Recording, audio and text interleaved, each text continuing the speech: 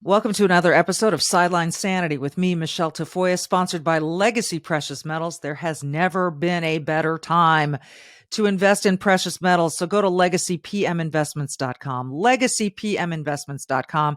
This stuff, gold and silver, it's real. It's not crypto. So go to the folks that I trust at legacypminvestments.com. We appreciate their sponsorship more than they know. Well, I'm sure as with my interview with Dr. Peter McCullough about COVID, this particular interview is going to be taken off YouTube as fast as ever because I'm conflicted about COVID vaccines and boosters. Now, I have been vaccinated twice with one booster, but I am done because I've met many COVID injured people. And I just also, there's a lot of mistrust out there and it's warranted. We were told things that just didn't pan out.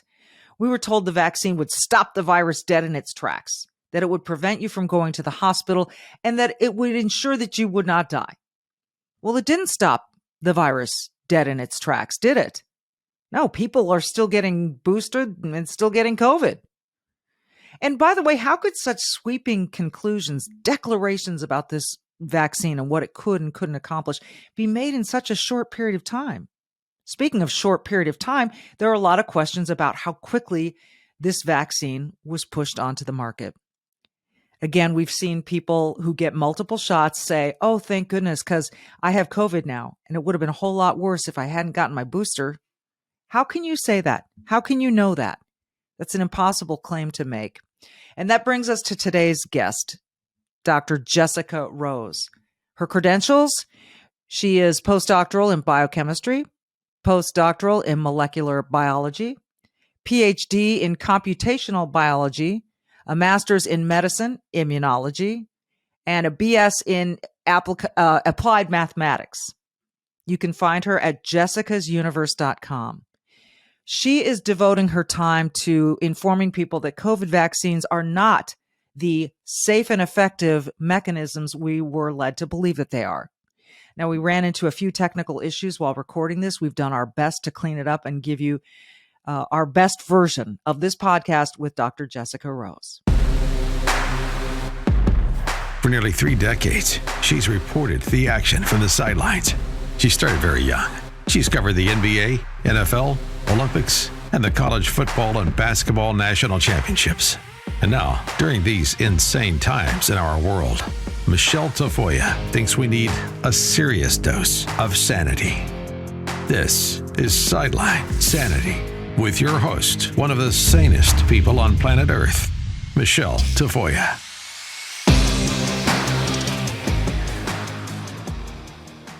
Vaccine Adverse Event Reporting System. Jessica Rose, Dr. Jessica Rose joins us now to explain what this is and why it matters right now. Jessica, I really appreciate your time. You have made it your mission, if you will, to point out to people how dangerous the COVID vaccine, at least the initial version of it, has been. What drew you to this field of study? What drew me to VAERS is the data aspect, I suppose. I have a background in applied mathematics and immunology, and also computational biology, molecular biology, and biochemistry. So for a few weeks before I started thinking about the preponderance of adverse events that might be upon us, I started seeing some signs that perhaps things were going to start to go wrong once the injection rollout started, because this was simply based on obvious things like the fact that there wasn't sufficient or adequate safety and efficacy testing. This is a known thing. You don't need safety data, not like we have it, but you don't need that to know. Just in case people don't know, to get a biological product, which a vaccine is on the market, it generally takes between 5 and 15 years of testing. And there are very good reasons for that. So these things were expedited, less than a year, they were in the arms of people. And these are not conventional vaccines. These are mRNA transfection agents. So I started thinking about analyzing VAERS data because I actually had the pandemic was declared. Of course, we all know that in March 2020, and I had other plans which got deferred. So I was teaching myself how to use this statistical programming language called R. So I just needed some data to help me do that. So that's what brought me to it. And the thing was that once I got inside it, it took all of about a week for me to notice that something was indeed happening in VAERS. And the evidence now, I'm calling it the leaves rustling in the wind, is so strong. And the fact that VAERS is a pharmacovigilance tool, which means that it's a safety detection system for safety signals and data that weren't detected in pre-market testing or clinical trials. So basically, it's an alarm bell system. And if an alarm bell goes off, then the owners of the data, the FDA and the CDC, need to take notice in specific ways. They need to call attention to it. They need to do assessments in the form of causality assessments, and they need to warn the public if they find that a product is causing death, for example. This is the way it's always been done. So these safety signals, and it's not just VAERS, by the way, this is happening in the UDRA system in Europe, in the yellow card system in Britain, in the Dane system in Australia, in VAERS in South Africa. It's happening all over the world. So the enormity of the range of signals that are being thrown off, and the numbers in this, within this range, are so atypical. I don't know what the word is. The fact that it isn't the only thing that health officials aren't talking about is staggering. And that itself is a safety signal, if you ask me. So that's the long answer to that question. I'm still stunned. Theirs is a weekly updated system, and each week the numbers are still going up in the context of just 3 products, maybe 4. There's an additional one added to the US market now. It's just staggering. There's over 1.4 million reports, as opposed to the average for all vaccines combined for the past 30 years that VAERS has been on the go of about 39,000. Okay. There's like no comparison. It's if people want to look at the charts, they can go to your website, which we'll give them in a minute, because you look at them and your eyes sort of pop. You mentioned that for most products, it takes 5 to 10, 15 years to bring it to market. Obviously, we were in a quote unquote emergency situation. There was a lot of fear. There was a lot of pressure to get a vaccine done. People were willing, I know this just anecdotally, willing to put that vaccine in their arm as soon as they could in order to protect themselves from what they were seeing as a potentially fatal virus. So under these emergency circumstances, you still think this thing was put out too quickly, this injection, this vaccine, that it was maybe shoddily tested? Listen, absolutely. Even if we had been in an emergency situation in the face of a zoonotic pathogen, which this is not, we know that now, it was absolutely insane to rush this new technology into people so quickly. It's all biologicals that have to go through these rigorous testing procedures that take 5 to 15 years, all of them. And one of the biggest reasons why that's so important, besides getting the safety and efficacy data, is because biologicals, there's no liability once those things get out there. Pharmaceuticals are a different story completely. Okay. And it's ironic because these products, because they're not conventional vaccines, are far more like pharmaceuticals. But if we define them that way, then none of this would have happened. So the fact that they're defined biologicals means that they're completely free of liability. The companies are immune. All right. Can you give us a layman's distinction between biologicals and pharmaceuticals? Drugs versus vaccines, let's say. Okay, so sorry. No, go ahead. So like a drug being what? Pill. A pill, like an antidepressant? Yeah. Okay. A pill versus an injection in the form of a viral protein. So Okay. So, conventional vaccines have been like viral proteins packaged in some kind of vehicle, attenuated, of course, to induce an immune response. And these new products are not that at all, by any way, shape, or form. And one of the points I wanted to bring up into your question was that this fear porn and the fear mongering that continues to this day yeah. is a byproduct of misuse and abuse of words. And it's as simple as that. These things have been called vaccines from the beginning, and they're not. For all intents and purposes, they are not. And if you want to, because they're not conventional vaccines, they didn't go through the proper safety testing procedures. They're not attenuated viruses. It's not the same thing at all by any way that you look at this. So you can, if you want to be less litigious, you can say they're not conventional vaccines, but I say they're not vaccines at all. They're mRNA transfection technology. It's a completely different thing. These things come in a new tech called lipid nanoparticles, which are a composite of 4 different types of fats. The recipes are slightly different for Moderna and Pfizer. And the reason they need to do this is because the modified messenger RNA that is manufactured by the body once injected is needs to be protected. It needs a carrier molecule to get into the body by injection. This is also brand new technology. We've never done this before on a mass scale in the context of a virus. So instead of inserting a foreign protein, which your body will respond to directly in the form of an immune response, what you have is the injection of the messenger RNA template, which dictates to your body's own cells to manufacture the protein, the subsequent protein by translation. And you're getting this massive, this is the modus operandi. I'm not sure if this is what's happening. You get this massive production of foreign protein by your own body. So it's a completely different system.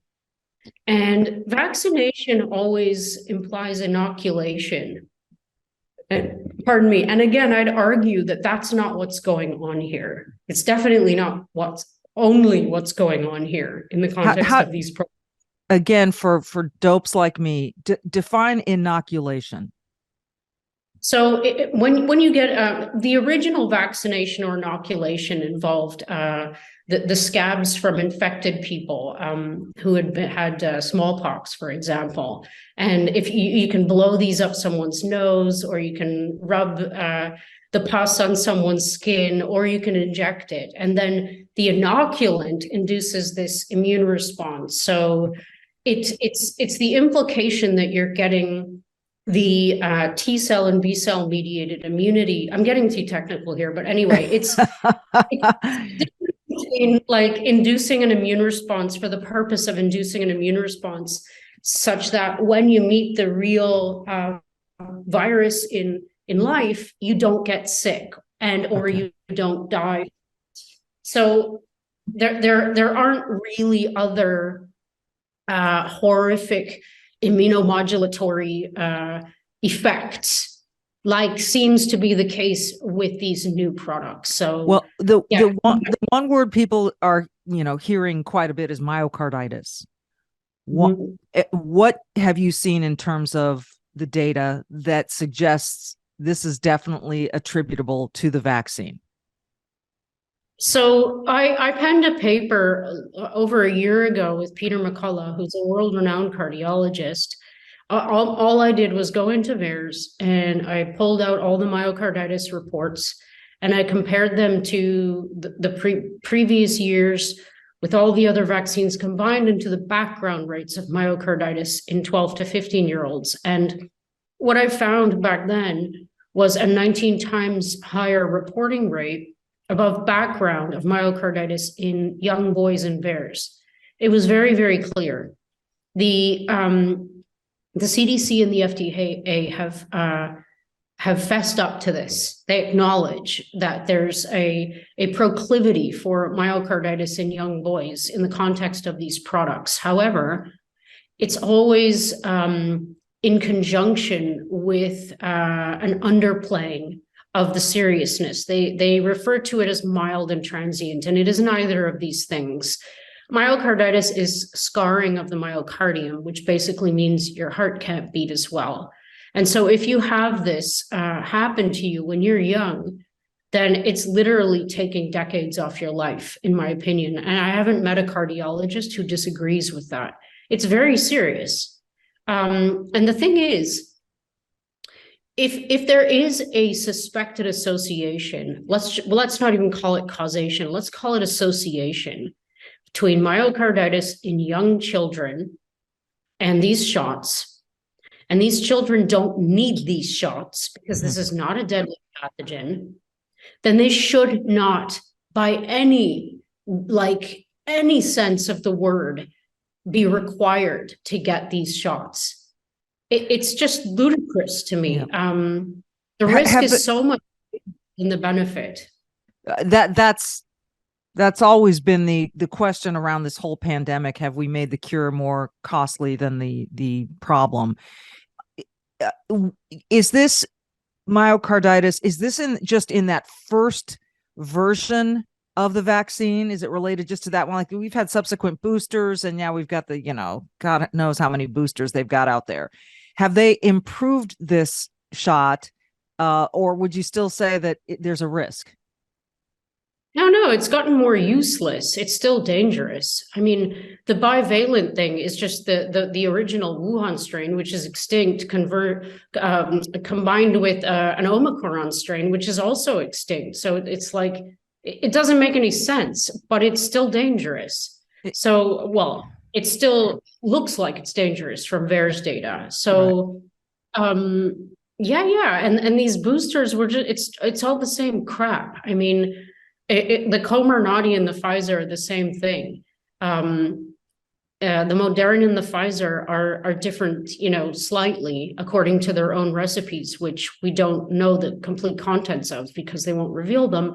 But yeah, they're in my viewpoint, there's no diminishing of danger. There's diminishing of efficacy, if there ever was any, which is why they keep promoting boosters. But that doesn't say anything for safety. In fact, it appears as though the damage is cumulative. So the more you so-called boost, the more potential you have for damage, because you don't know what you're getting in that shot.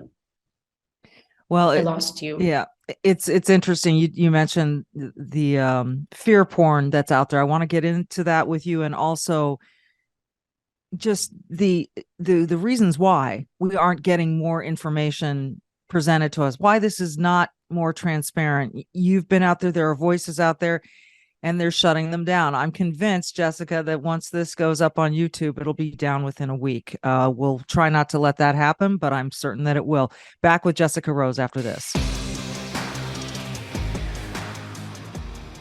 Well, not only have we had an economy full of pitfalls and ups and downs and gas prices and inflation and, jobless claims on the rise, now we've got this cryptocurrency phenomenon going on, which we've seen some fraud.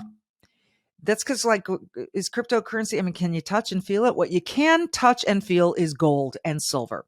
And when I'm investing in gold and silver, I trust legacy precious metals. And there's really never been a better time to try to work precious metals into your investment portfolio, because you got to look at the long term. You got to look at protecting your dollar against inflation and protect against a weakening dollar. And while I can't say all these things very well, the people who can are on the other end of a phone at Legacy Precious Metals. And you can call them and ask all your questions. How much do you need to get started with? What will gold or silver do for you in the short and long term?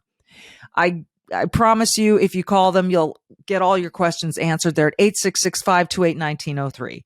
866-528-1903. Now, remember 2008, with that economic crisis, those who invested in gold saw significant gains while others lost their retirements. So you need to do this now. take matters into your own hands and give them a call, 866-528-1903, 866-528-1903, or download their free investor's guide at legacypminvestments.com, legacypminvestments.com. I did an interview with Dr. Peter McCullough, whom you mentioned you did a paper with, and that interview was taken off YouTube within a week. I'm sure this interview with you will be taken off YouTube within a week. I'm curious. You talked about fear porn, and it's an interesting concept, and I keep sensing it. You know, the ladies on The View telling everyone to get their boosters. Oh, COVID's back. It's back. It's back. And I shake my head, because this is what they're doing, is instilling fear and this, sense of duty or honor or whatever to get your shot.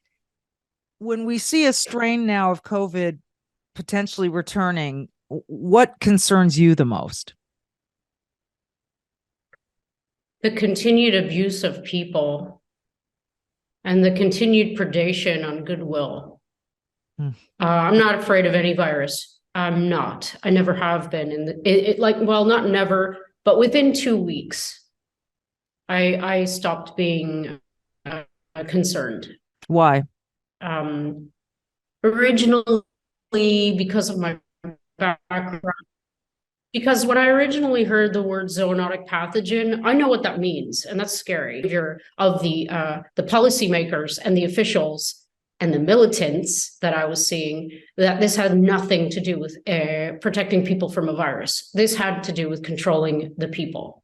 It was very clear. To what end? To what end, Jessica? Why do you? Because I think it's really tough for the average person to go, hey, I live in America, damn it. We're a democracy. They don't want to control us. So, and yet, go ahead. They already are. People don't realize how brilliantly insidious and sneaky it all is. This is about digitization of the human. It's about removing the human from humanity, in my opinion. It's about data. It's about slavery, quite frankly. Most people are pretty much tethered to a smartphone, quote unquote, which basically means you have a tracking device with you. And I'm not being sarcastic. That's basically what smartphones are. They all have GPS, and you're constantly being monitored, whether you like it or not, whether you want to admit it or not. This is not paranoia. This is what they're doing. It's you can look this stuff up. And when you say this is what they are doing, who are they? I don't know who it is. A bunch of people who are much smarter than me, who have much better resources, are saying that this is some kind of military operation, but I don't know. I'm not into that kind of thing, but there's some kind of controlling force, which it's been obvious because all of the behaviors from the top down across the world in various countries have been the same. I mean, there had to be some command structure, right? It's hierarchical. So there's someone up there. I just don't know who they are. But this is about into the social credit score system. This is about of some kind of authority, which means that if you don't have a certain score, you won't be able to buy food or heat your house, move. I mean, we're already seeing the signs of this. If you have any doubt about what I'm saying, what did they do to us because of a virus? And everyone, you all still have common sense. I know that you do. They restricted our movement.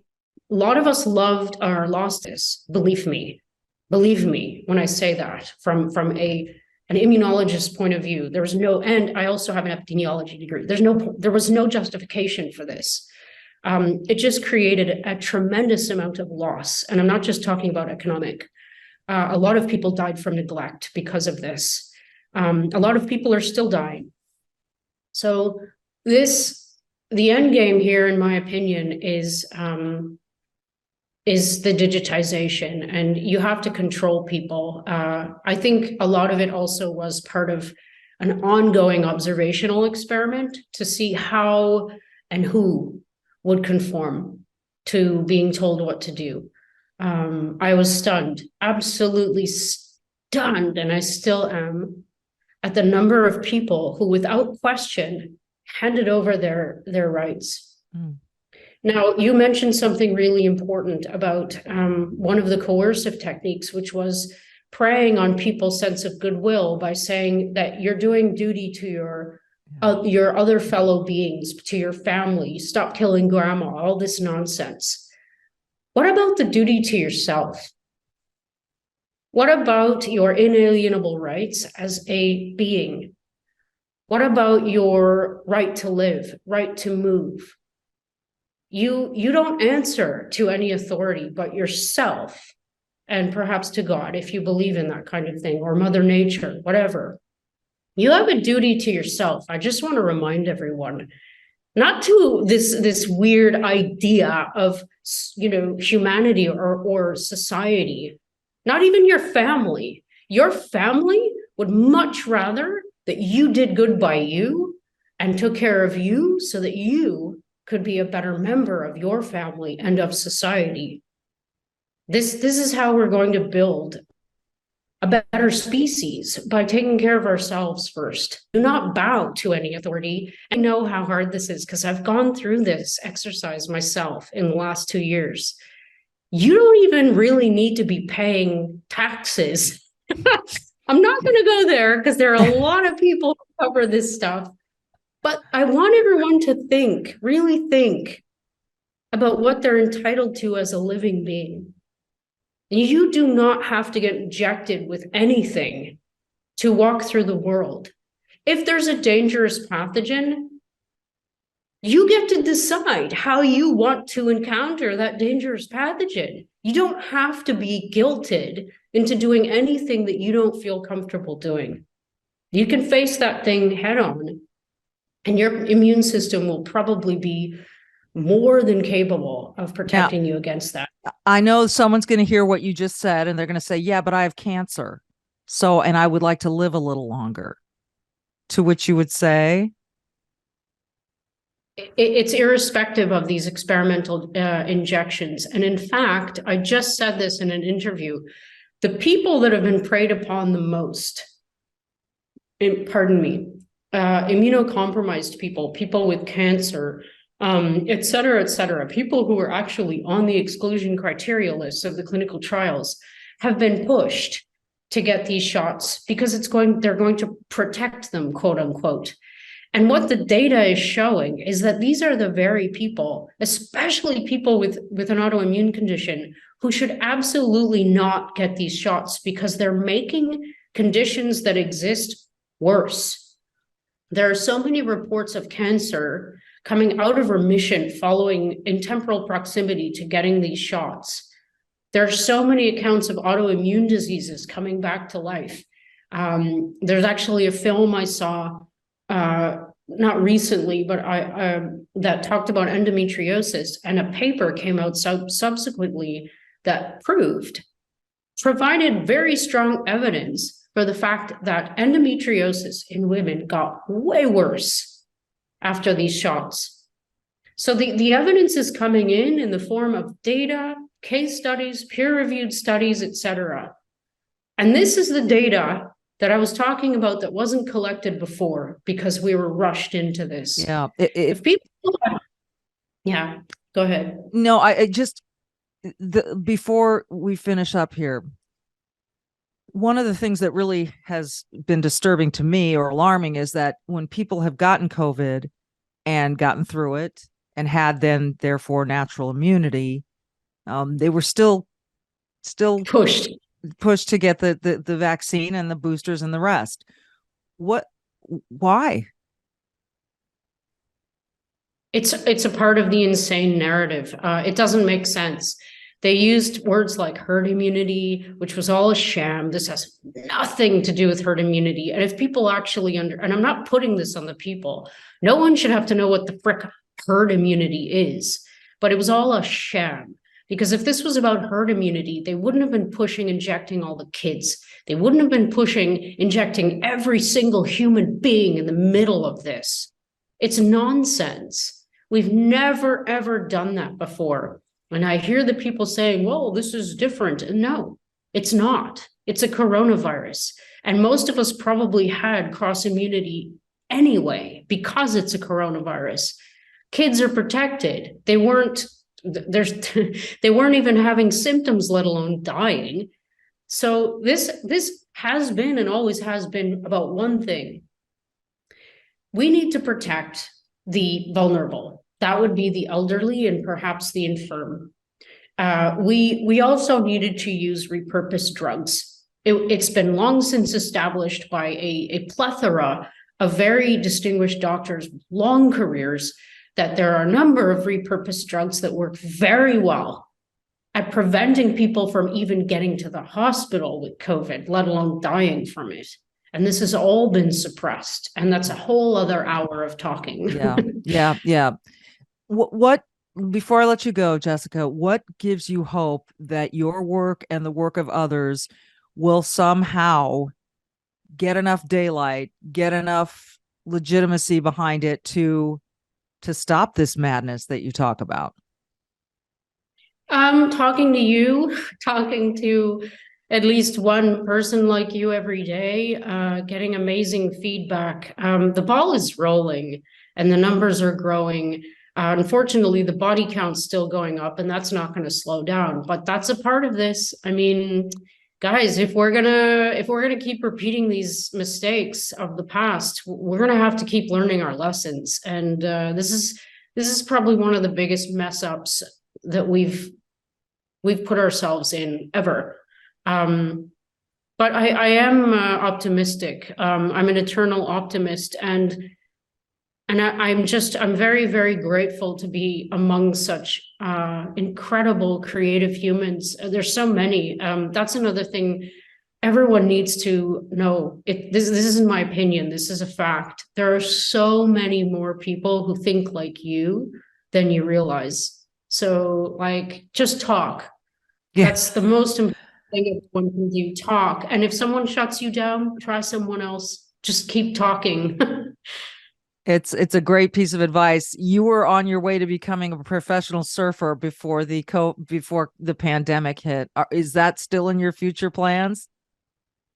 Maybe. Yeah, I was by definition a professional. I call someone a professional, or allow myself to be, if I've done something for more than 10 years and if I compete. So I qualify in that regard, but I stopped doing it because competing and surfing are not the same thing. And right. I didn't like who I was as a surfer when I was competing. I didn't like it at all. But who knows, maybe the circuit will open up for me in the future. Who knows? I'm not turning off any possibilities.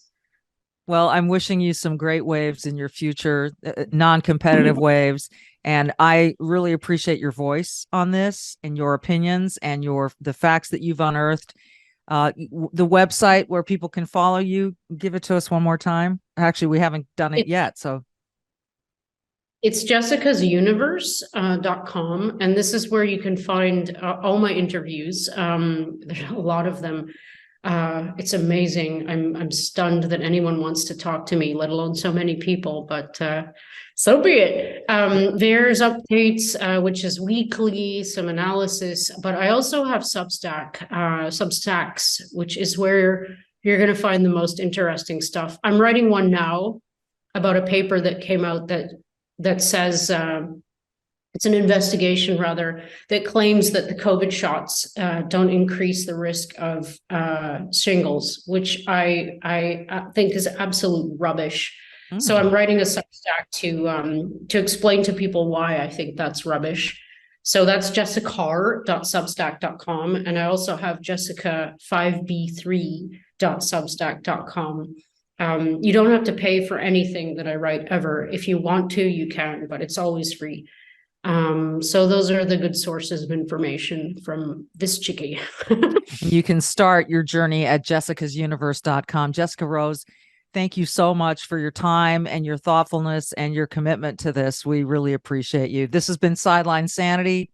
Be brave, as Jessica truly is, and do good, as she's doing as well. Thanks for listening.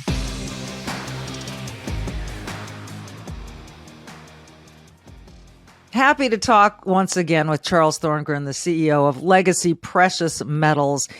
You know, I think it still is confusing to people, some people, as to why a precious metals investment would be a worthwhile one, particularly at this time when they're thinking, I'm doing all I can to put gas in the car. Why is now a particularly good time?